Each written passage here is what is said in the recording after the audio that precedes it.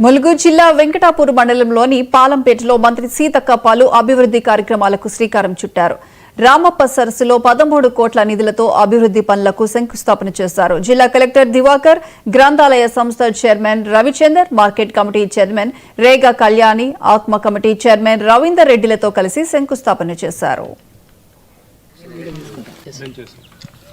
అది ఇట్లా దేవుడు లెక్క కాకుండా ఇది శివుడిదేనా? శివుడిదే మేడం. శివుడి నృత్యం నటరాజు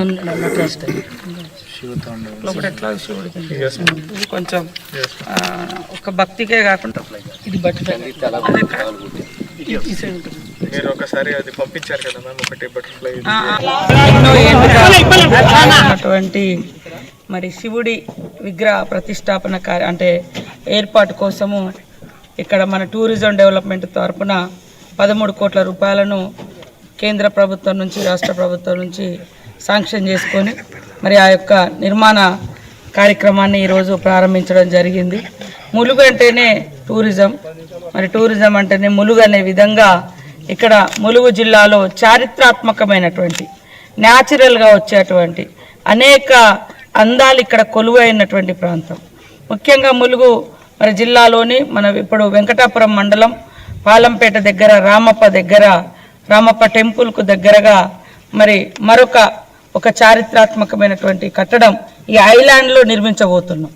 ఈరోజు రామప్ప చెరువులో దాదాపుగా 20 ఎకరాలతోటి ఐలాండ్ ఉంది. హార్డ్ కోర్ ఏరియా, ఎంత వాటర్ వచ్చినా కూడా ముంపున గురి కాకుండా ఉండేటువంటి ప్రాంతం.